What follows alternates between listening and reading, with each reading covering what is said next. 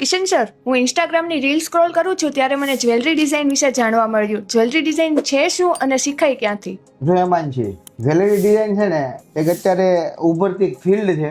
અત્યારે જેમ ગોલ્ડની અને સિલ્વરની માંગ વધતી જાય છે એમ જ્વેલરી ડિઝાઇનરોની પણ માંગ વધતી જાય છે. જ્વેલરી ડિઝાઇનથી બને, ડિઝાઇન પછી આરપીટી થાય, પછી તમારી આખી જ્વેલરી પ્રોડક્ટ રેડી થાય. એક આખી પ્રોસેસ છે. હવે શીખવું ક્યાંથી? એવા ઇન્સ્ટિટ્યૂટમાં શીખવું જોઈએ કે જેને પોતાની મેન્યુફેક્ચરિંગ યુનિટ હોય. શું કામ?